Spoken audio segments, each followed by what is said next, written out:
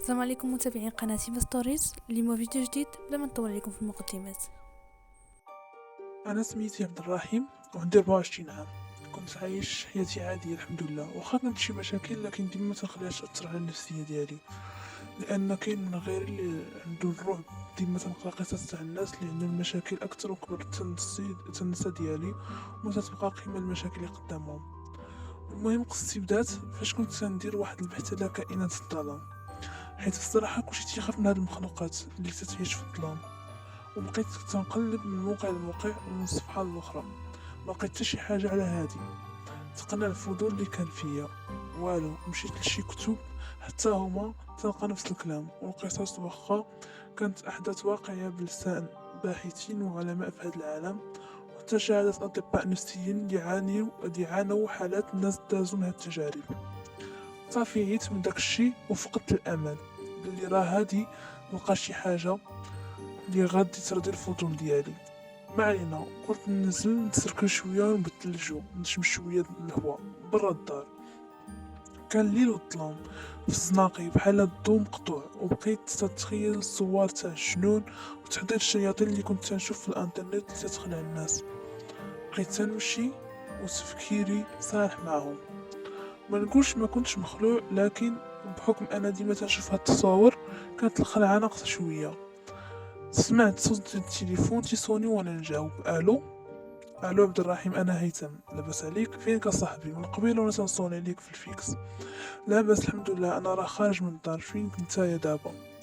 انا قريب من الجهده، في تنقصو ديما اللي حدا الروضه المنسيه.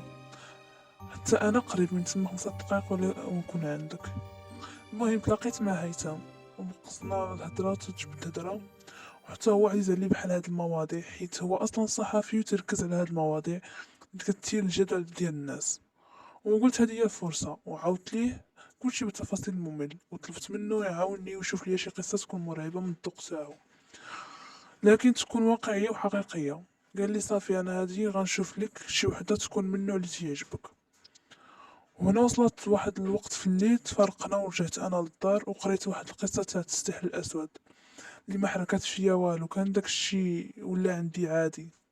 النهار الثاني اتصل بيا هيثم وقال لي راني لقيت لك واحد القصة وهي حقيقية ومن نوع خاص، ماشي فيديو ولا قصة مكتوبة بحال اللي فايت تقرا. هذا واحد لو تنعرفو وتيقولوا بلي وقعت لي شي حاجة غريبة هاد الأيام، مبقاش تيخرج ولا غير سد عليه في البيت تاعو، وحتى واحد ما تيشوفو. اش بان لي كنمشيو عنده. انا وافقت بلا ما نتردد، ودرنا الميعاد والوقت فاش هادي تلاقاو ونمشيو نشوفوه. كان الموعد ديالنا اخر الاسبوع، هو النهار اللي تيكون كلشي جالس لحد. المهم مشيت لحدا الساكنه تاعهم ولقيتو تيتسنى فيا، وهاز واحد الورقه في يديه. تسالمنا لاباس بخير. هو تيشوف ديك الورقه، سولتو تاعش. قال لي هذا العنوان تاع السيد اللي غادي نمشيو عنده. وبدات عليه اعراض الخوف والتوتر، وهو يفاجئني قال لي اخويا عبد الرحيم بلاش ما نمشيو لهاد البلاصه. انا تفاجأت علاش. هو كان متحمس ملي اقترح لي الفكره تاع هاد الشخص اللي هادي نمشيو عنده. وانا نشد من عنده الورقه باش نقرا العنوان مناش تخلع. وفعلا كان عنوان مرعب، واحد المنطقه سميتها الساحل برارك الموت. هذه المنطقة اللي كانت معروفة من قديم عبارة عن برارك عشوائية وقديمة، كانت في نواحي المدينة، واللي ما تلقاش فين يسكن تيدير فيها براكة وتستقر تما. هي كانت بعيدة شوية علينا، لكن في الأواخر الناس كانوا تسمعوا ديما صداع جاي من جهتها. ماشي صداع عادي، كان بحال الغوات تاع الناس تتألموا، ماشي حاجة تتأذيهم. في الاول كانوا كيقولوا واش شي مضربه عاديه بحال اللي تنشوفو بين الشباب وداكشي تاع التشرمين، لكن داك الصوت ما كانش كيوقف وديما كيسمعوه، حتى ولا كلشي كيهضر عليه. وما كيقدر حتى شي واحد يقرب لديك البلاصه ويعرف اش واقع تما، حيت هي تتخلع من الشوفه وزاد كمل عليها داك الصوت.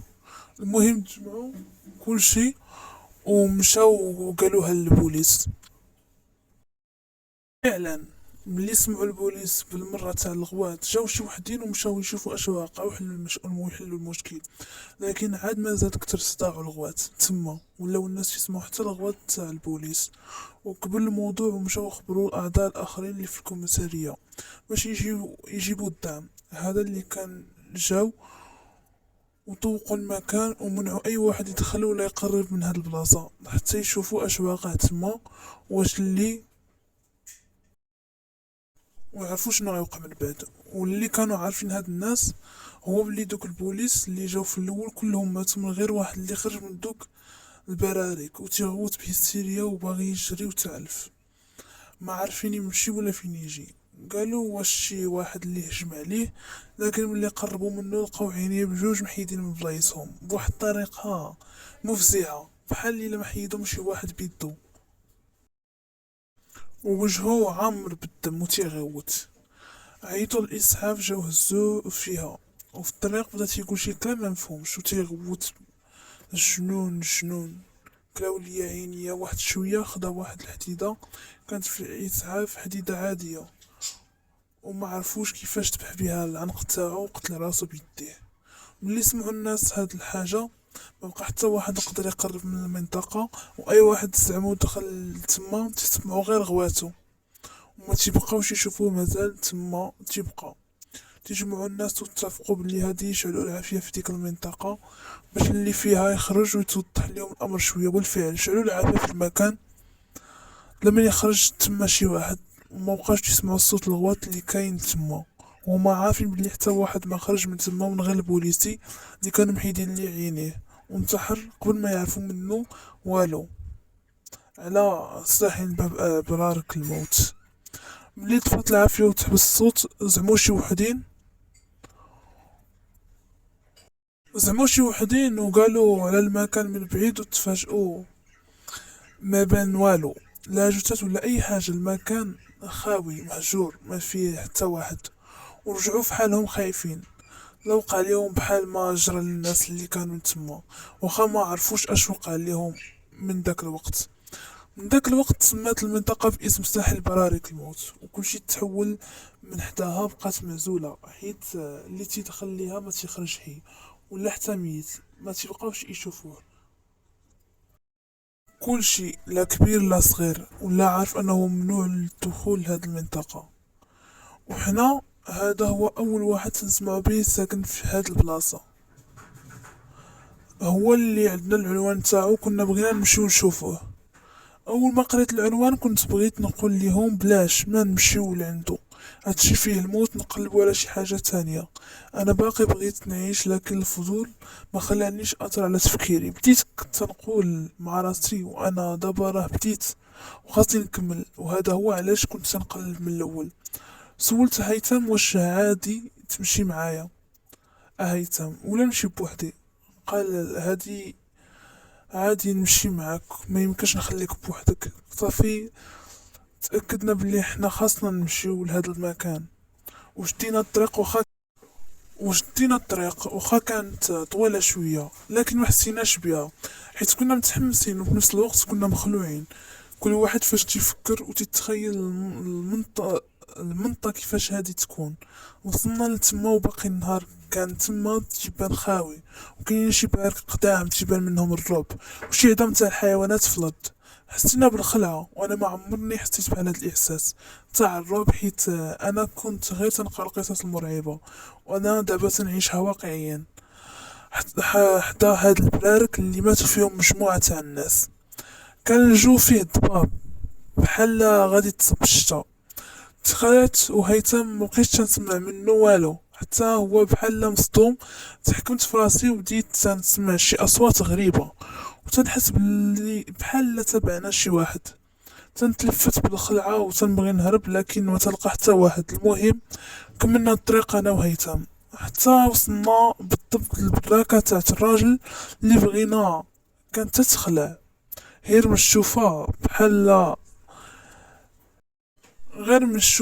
العشا على باب مقاد لشراجم. وتتبعت منا واحد الريحة اللي خايبة ما عرفت تاعش، وكان المكان كله غريب وتيخلع. قلت اعوذ بالله وانا ندق الباب المرة الاولى ما كاين والو، وانا تنقول مع راسي يا ربي ما يكون حتى واحد هنا، باش نرجعو لدارنا ونعاود دقيت المرة الثانية، وانا نسمع صوت تاع خطوة وتفتح الباب. بانت لينا واحد المرأة ماشي كبيرة بزاف في العمر، لكن وجهها كان شارف وفيه كتر التجاعيد وتيخلع. بقات هي تشوف فينا، وانا نغص هيثم اللي كان حتى هو مخلوع كتر مني باش يهدر معاها ويقول شي حاجة. هو اللي تعرف عليهم كتر مني وهو يهدر معاها. هيثم قال ليها السلام عليكم الحاجة، لاباس عليك؟ واش كاين ستي حاجة بو حمزة؟ هي بقات تتشوف فيه زعما فينا، ما قالت حتى كلمة. وهو يعاود هيثم قال ليها صافي الحاجة هل نمشيو. وهي ترجع شوية اللور وحلات الباب مزيان وشيرات لينا بيديها باش ندخلو ودخلنا وباقي مخلوعين. المهم الداخل كان أسوأ من اللي كان في الخارج. كانت البراكة كاملة مختزة ومعفونة ومظلمة، والحيط موسخ والحشرات في الأرض اللي كانت يسمع غير صوت قطرات الماء اللي تيطيح فوقها، ودايرة الخز في كل بلاصة. كانت البراكة بحال شي قبر، وفعلا الناس ما غلطوش. فاش سماو هاد البلاصة برارك الموت، انا بديت تنقرا اي صورة تاعت القرآن طاحت لي على بالي في ديك الوقيته. واحد شوية وانا سمعت صوت هيثم حدايا قال السلام عليكم يا اهل الدار. خلاني بداك الصوت تاعو حيت كان مخلوع حتى هو. يلا بغيت نقول ليه هضر بشوية وانا نسمع واحد الصوت من الداخل قال وعليكم السلام، وزاد خلاني. هاد الصوت كتر من الصوت غليظ وعارق وتتعاود مع جدران البراكة اللي خاوية. درت ورايا باش نسول المرا واش هذا هو الحاج ابو حمزة، ما لقيتهاش حدانا، ما عرفناش فين مشات. وحتى الباب منين دخلنا ما كاينش بلاصتو، ولاو دايرين بحال غير حيوط. نقصت من بلاصتي وانا نغوت هيثم فين الباب منين دخلنا، وفين هي المرا اللي حلات علينا ودخلاتنا. هيثم تبدل فيه اللون ولا بحال الا حيدتي لسانو، وبقى تيقول حتى كلمة، وفشل ما بقاش قدي بقى واقف على رجليه.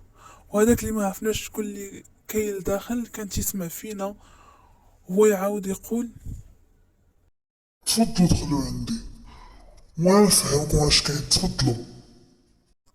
انا وهيثم بقينا غير تنشوفو فادياتنا ما عرفناش اش نديرو. ثمن ولا شي شراجم وعندنا نفس الفكره هي نهربوا منهم. وها كانوا صغار ما يقدروش يخرجونا، لكن نحاولوا واحد شويه وتشجعت وانا نقول والله حتى نكمل اللي بغا يوقع ويوقع. وفعلا دخلنا لعندو.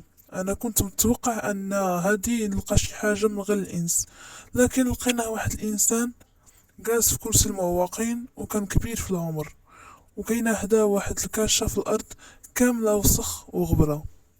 كان معلق كان معلق حدا شي اكياس في واحد الحديده بحال السيروم تاع السبيطار، وكان خرج منها تيويات زعما انابيب وداخله في عنقو. وملي بقيت تنشوف هادشي بدهشه وخلعه واستغراب، هو قال لي هادشي هو اللي تيخليني نقدر نحرك غير راسي وعنقي.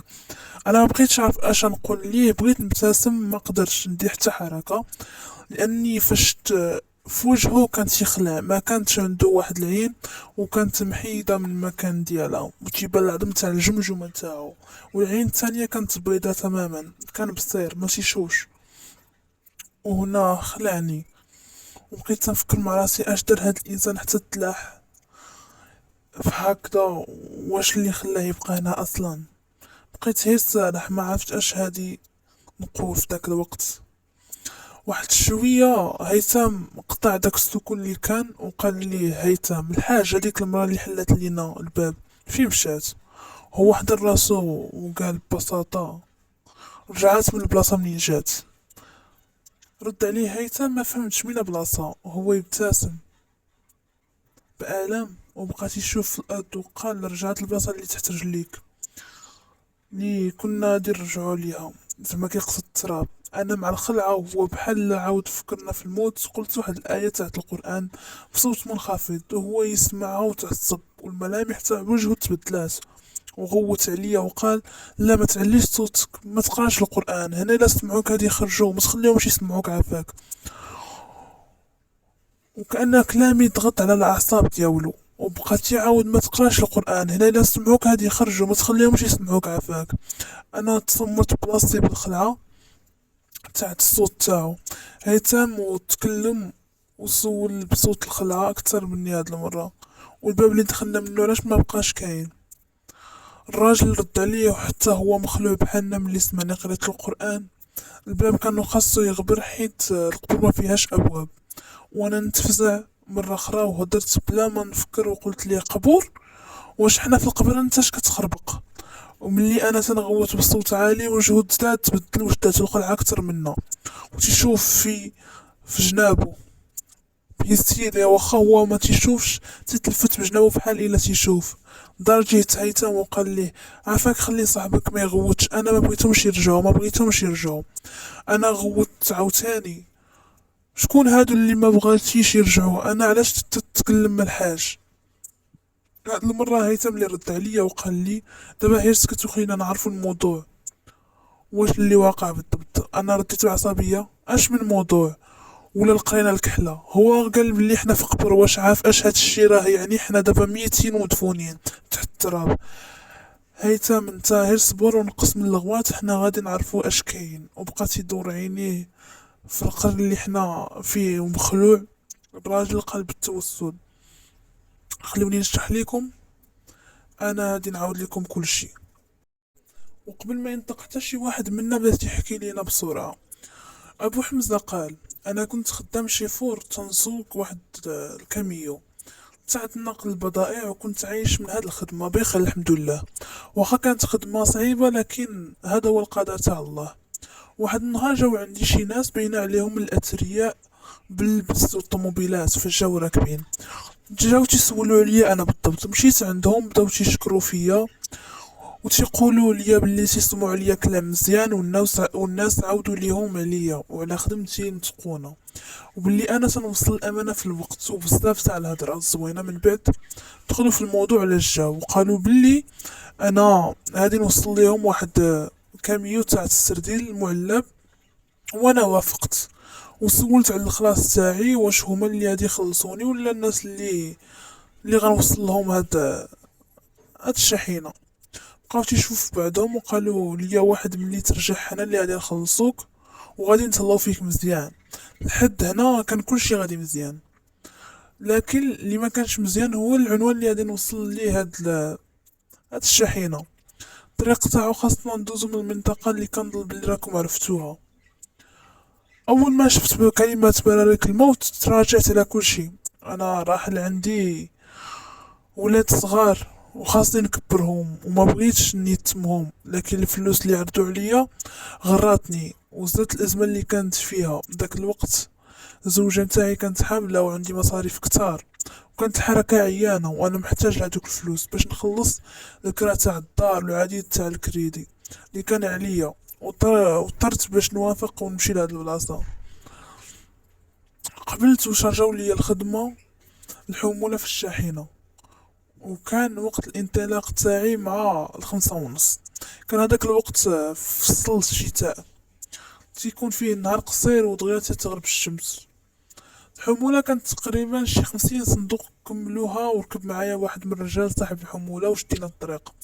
الخوف والتوتر كان مسيطر على الجو في الشاحنة، والراجل اللي معايا كان غير ساكت وقال وما كيقول والو في الطريق كاملة، وما عرفت واش كان خايف بحالي ولا مالو. وحتى انا بقيت ساكت، وكان الهم الوحيد تاعي هو نفدو هاد المكان المخيف وهاد البرارك اللي قدام تاع الموت بخير وعلى خير، بخير وعلى خير. انا داك الوقت اللي قربنا لديك البلاصه بقيت تنطلب الله في خاطري وتنقول يا ربي انا عندي وليدات وباقي محتاجين ليا، يا ربي يكون هادشي اللي تنسمعو على هاد المكان ما يكونش بصح. على الساعه 11 دخلنا لمنطقه البرارك، وهو يكفى لينا الضو تاع الشاحنه. جاب الله انا كنت داير السكون، موقفناش كملنا الطريق. اول حاجه درتها هي طلعت الزجاج اللي حدايا، حيت فيما شفت جهة البرارك تنقول دابا يخرج ليا شي حاجة وتجرحني من هنا وتجرني من هنا عفوا. المهم قطعنا شي امتار في هاد البلاصة، ويلاه بديت تنحس بالراحة حتى تقلب كل شي. اول حاجه بدات هو الراديو اللي خدم بوحدو، وبداو الاذاعات يتبدلوا بوحدهم. يلا بغيت ندير باش نطفيه، وانا نسمع واحد الغوته خلعتني وجمد لي الدم في ركابي. رجعت سيدي وقلت بسم الله الرحمن الرحيم، وشفت في الراجل اللي معايا ما تحركت فيه حتى شعره، بقى مسمر بحال الاصنام. شفت قدامي وبقيت مركز مع الطريق. واحد شويه حسيت بالكاميو ولات غاديه غير بشويه، بحال الا هازين جبل. انا فكرت نبقى نقرا القران وبصوت عالي، لكن عاد ما زالت حماقت، وهي تنفجر واحد الرويضه تاعت كاميو. انا غوت وجريت انا غوت وجريت البوله ديال الدريكسيون بعصبيه باش ما نخليش الشاحنه تقلب، حيت الا تقلبات راها مصيبه كحله. والصوت تاع السكور حتى هو بدات ينخافت. ما بقاش يبان ليا والو في الطريق اللي قدامي، ويقدر نصطدم باي حاجه كانت فيها. بقيت مزير على الدريكسيون حتى شفتو لثانيه وحده. شفت الشخص اللي ظهر قدام الشاحنة، وما شفتوش شكله لأنه كان عبارة عن كتلة من الفحم. عينيه اللي شالو بالضو الأحمر بحال الله يزرع عما ليا عينيا. ملي مشى داك الصوت تاع عينيه ما بقى تيبان ليا والو. هي صفات ليا الصورة، لقيت راسي قدام حيط كبير. بغيت نغوت، صافي الشاحنة صربات في الحيط. صاد الصمت لثواني وما كانش حتى صوت، كان الهدوء. تحركت من بلاصتي بواحد الالام، وانا حاسس بحال اللي عظامي كاملين تهرسوا. كانوا دموعي مخلكين مع دمي. بغيت نعاود نديماري للشاحنة، والو بلا فايدة. عييت وشعلت قاع الضو اللي في الداخل. شفت حدايا الراجل اللي كان معايا، اشفق عليه لكن ما لقيتوش. الباب اللي كان جيتو بحاول.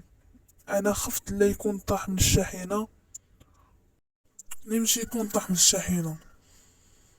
بقيت كنعيط ليه والو، ما كان حتى شي رد. تنطل من الجاج ما كيبان ليا والو. انا قررت باش نخرج نطلع عليه واش مات ولا باقي حي، ولا اش هاد المصيبه باش طحنا. ما كنتش عارف في ديك اللحظه ان هاد القرار هو اسوأ حاجه اللي درت في حياتي. اول ما خرجت راسي باش نطل برا الشاحنه، حتى بانت ليا واحد اليد كحله جايه جهه وجهي، ومع الخلعه كنت غادي نفقد التوازن تاعي ونطيح في الخارج. لكن رجعت بالزربة لداخل وسديت الباب، وشفت واحد الجسم كامل كحل بحال الا محروق. تزدا مع الباب، كان محروق تماما من راسو حتى رجليه، ما تبان فيه حتى حاجة واضحة من غير عينيه اللي كانوا بيضين وفيهم عروق حمرين. الدم غادي ينقز منهم. ضرب في الباب، طاح وناض وهو يصدر صوت شبه الآنين. دخل يدي بحال الا باغي يشد في الكوسة اللي حدايا، وانا بالخلعة تاعتي هزيت رجلي وانا نورق لي على يدي باش يبعدها. وكانت الخلعة في ديك اللحظة غادي تسكت لي قلبي، وقلت مع راسي راه قدر يتألم ويطلق من الكوسان ويبعد مني. لكن الامر كان اسوأ من اللي ضربته.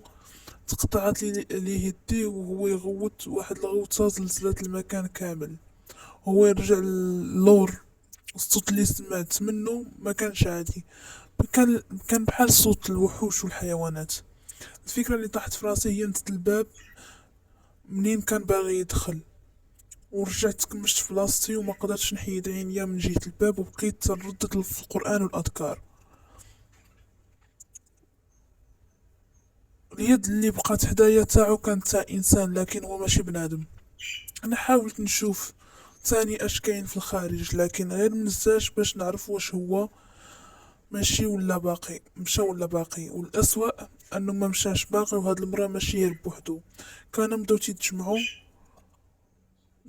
واخا الضو كان ضعيف كنت كنشوفهم ماشي واحد ولا جوج ولا 10 ولا 20. كانوا اشجام كحلة محروقة، ما عرفتهم صغار ولا كبار، واش انس ولا جن.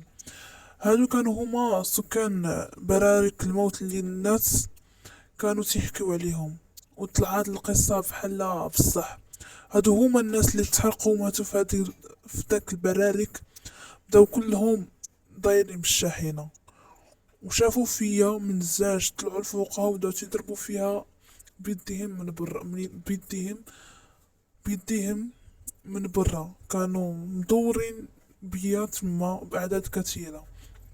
انا بقيت مصدوم وما عرفتش اش اللي ندير فيها. الوقت حكماتني الخلعة، وليت كاملي تنترعد وقلبي غادي يوقف ولا غيخرج من بلاصتو. تخيلت لا هرسو الزاج ودخلوا يديهم وجروني.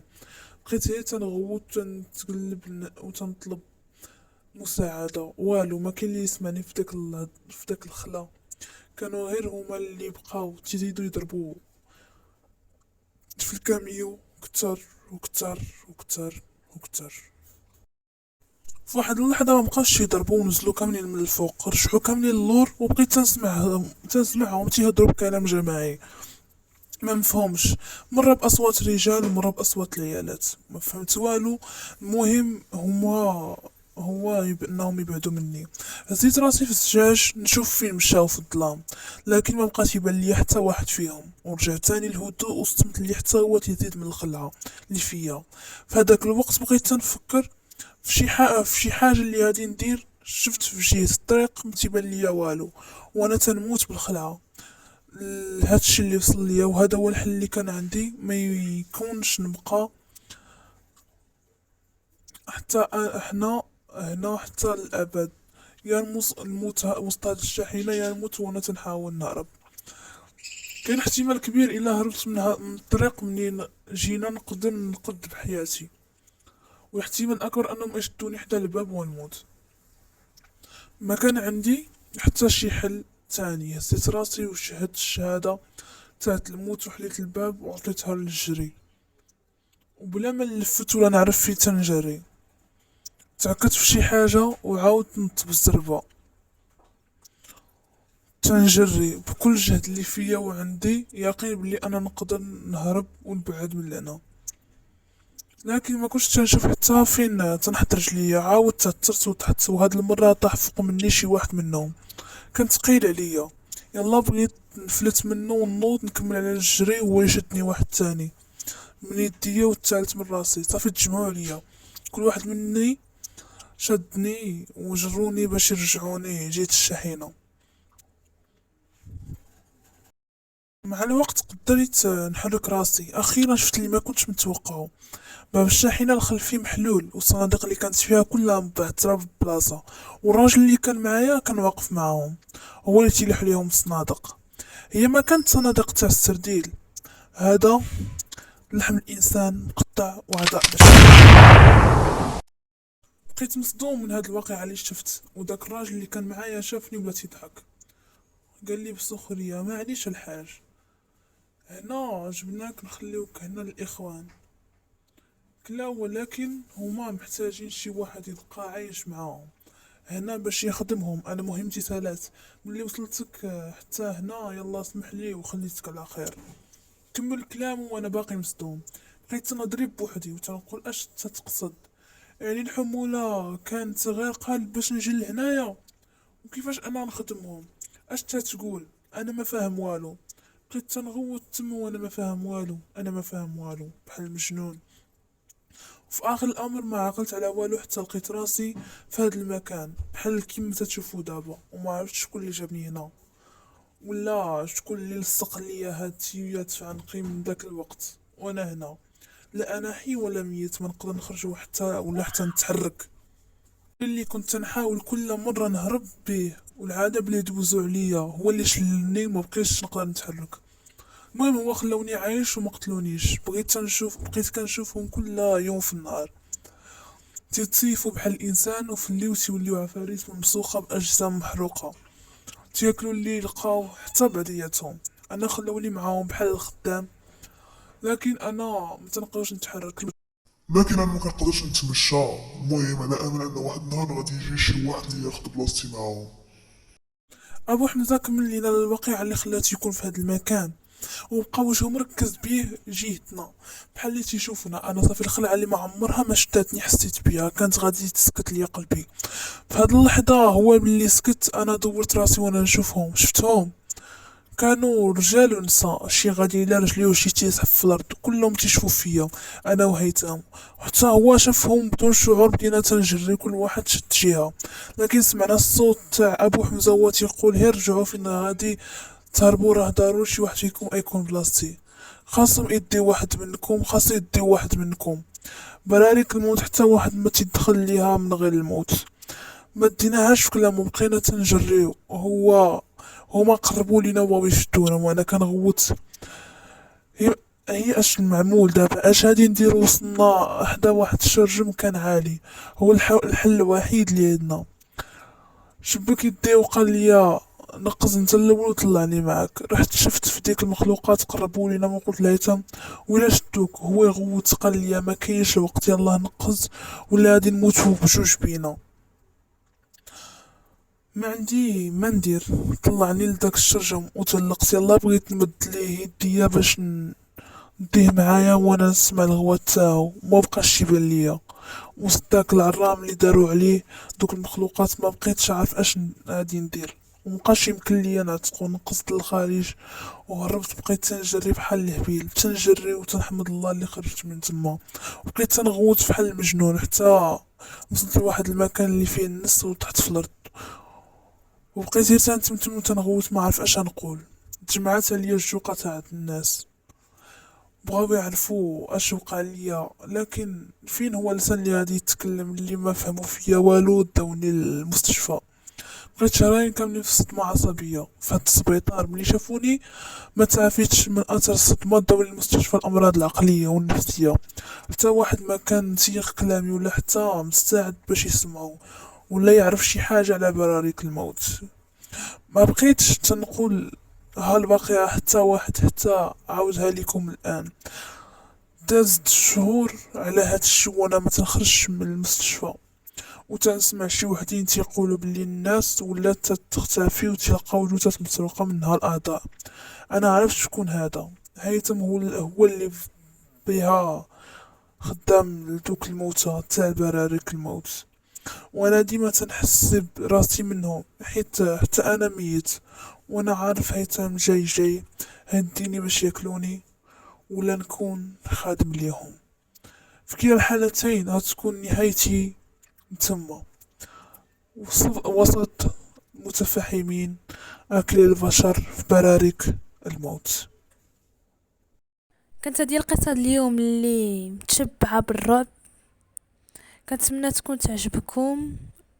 شنو القصة اللي بغيو تسمعوا المرة الجاية غنحاول نخدم عليها مزيان. تهلاو، كنتم معي بستوريز. الى الفيديو الجاي ان شاء الله.